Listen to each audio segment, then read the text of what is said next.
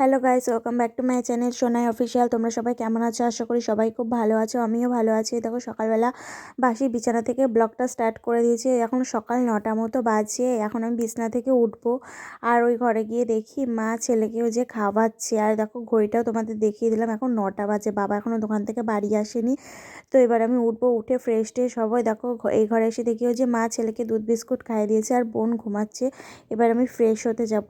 ওই দেখো দেখো ফ্রেশ ট্রেশ হয়ে রান্নাঘরে চলে এসেছি। বাবা বাড়ি চলে এসেছিলো, চাটা খেয়ে নিচ্ছে। আর ওই দেখো জেঠু পিঠে দিয়েছিল, মা ওই পিঠে দিয়ে চা দিয়ে খাচ্ছে।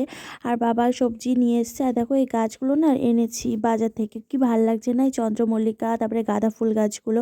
আর আমাদের পায়রাগুলো দেখো, তোমাদেরকে একটু শেয়ার করে দিলাম। আর এই যে বোন চা মুড়ি বিস্কুট খাবে, বোনের জন্য করে দিলাম। বোন বললো আজকে আর ভাত খাবো না, যেহেতু বৃহস্পতিবার পূর্ণিমা, আমিও ভাত খাবো না। সকালবেলা আমি পুজো টুজো দিয়ে নিয়ে তারপরে ভাত খাবো, এই জন্য আর রান্নাও করিনি সকালবেলা, একবারে দুপুরে রান্নায় চলে গেছি।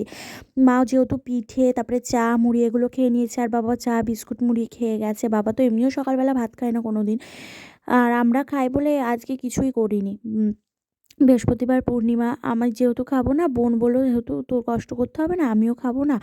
এই জন্য দেখো বেগুন ভাজা, ডাল আর বেতো শাক ভাজা করবো, আর ছিম আলু সেদ্ধ দেবো। এই জন্য তাড়াতাড়ি করে সবজিগুলো কেটে নিচ্ছি, তাড়াতাড়ি রান্না করে তারপরে ঘরটার মুছে তারপরে পুজো দিতে হবে। পুজোর বাসন ওই যে আমাদের যে দিদিটা কাজ করে, ওই দিদিটাই প্রতিদিন মেজে দিয়ে যায়।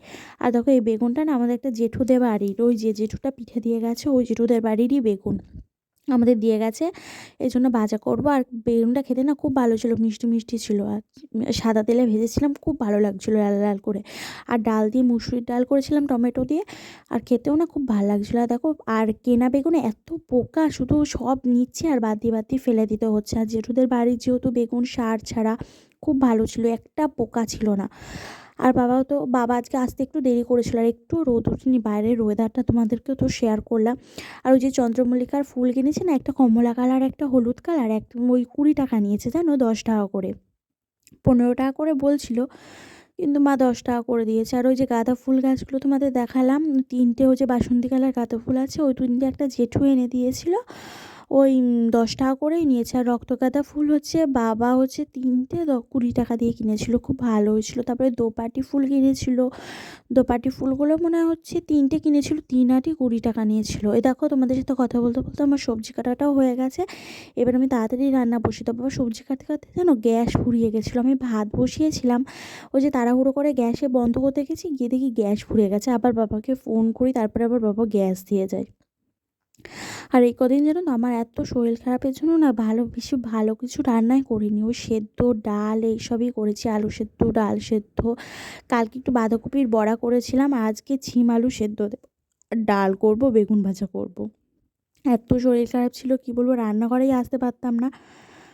মা রান্না করতো আর আমি ওই যে ছেলেকে নিয়ে বসে থাকতাম। ছেলে তো জানোই কত দুষ্টুমি করে, তাই ওকে নিয়ে বসে থাকতাম। কখনো বাবাকে দিয়ে দোকানে পাঠিয়ে দিতাম। ওই দেখো দোকানে কয়জন, দুজন আছে, এই জন্য বেগুন ভাজাগুলো গুনে নিয়েছিলাম যে সবার হবে, তো তারপরে দেখি একটু কম পড়বে, তাই ফ্রিজ থেকে আরেকটা বেগুন নিয়ে এসেও কেটে দিচ্ছিলাম।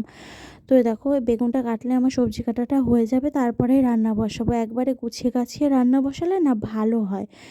আর দেখো তোমাদের সাথে কথা বলতে বলতে উঠেই যাচ্ছে, আর সবজি কাটাটা আমার প্রায় হয়েই গেছে, এটা হয়ে গেছে। আর এই দেখো সিম আর আলুটা আমি প্রেশারে সিটি দিয়ে নিয়েছি, তার আগে আমি ডালটাও সেদ্ধ করে নিয়েছি। আর দেখো বেগুনগুলো ভাজতে দিয়ে দিয়েছি, একবারে এই ননস্টিকেরটায় সবগুলো দিয়েছি। আর ডাল সেদ্ধটা বললাম তো আগেই প্রেশারে আমি করে নিয়েছি। দেখো ডাল আমার হয়ে গেছে, আর যে প্রেশারে সিম আলু সেদ্ধটাও হয়ে গেছে। আর বেগুনগুলো ভাজতে দিয়ে দিয়েছি, বেগুনগুলো ভাজতে দিয়ে না আমি অনেকগুলো কাজ করে নিয়েছি, জল ভরা, তারপরে বাসন কোসনগুলো ঝাঁকায় রেখে দেওয়া। আর দেখো ডালও আমার হয়ে গেছে, আর ছিম আলু সেদ্ধটা নুন লঙ্কা তেল দিয়ে মাখবো বলে রেখে দিয়েছি। আর ওই দেখো বলেছিলাম তোমাদের গ্যাস ফুরিয়ে গেছে, ওই গ্যাসটা ফুরিয়ে গেছে, তাই ওই যে গ্যাস দিয়ে গেছে একটা দাদা, মা আবার ওই গ্যাসটা লাগিয়ে দিচ্ছে। আর এই যে শাক ভাজা করছি, বেতো শাক ভাজাগুলো না আগে একটু সেদ্ধ করে নিলে ভালো হয়, কিন্তু আমি সেদ্ধ করিনি। আর ওইদিকে ছেলের খাবারটাও বসিয়ে দিয়েছি যাতে তাড়াতাড়ি হয়ে যায় দুটো গ্যাসে।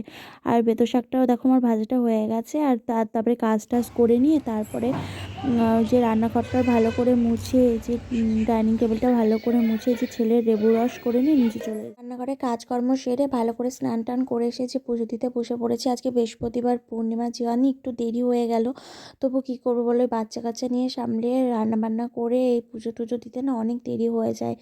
এই জন্য তারপরেও ছেলেকে দোকানে পাঠিয়েছিলাম, তারপরে স্নান টান করে তারপরে বাবা বাড়ি চলে এসেছিলো, তারপরে ছেলেকে নিয়ে ধরেছিল, তারপরে আমি স্নান টান করে এই যে পুজো দিচ্ছি। মাও ছিল, মা ওই যে বোনে স্নান টান করাছিল না, একটু দেরি হয়ে গেছে আজকে পুজো টুজো দিতে। জানি বৃহস্পতিবার, খুবই খারাপ লাগছে সবার, যেহেতু পুজো দেওয়া হয়ে গেছে আমি মনে হয় সবার লাস্টে। আর দেখো কলাটা ছিল, কলাটা তো বটিতে কাটতে নেই, এই জন্য বাটা দিয়ে আমি কেটে নিয়ে দিয়ে দিচ্ছি।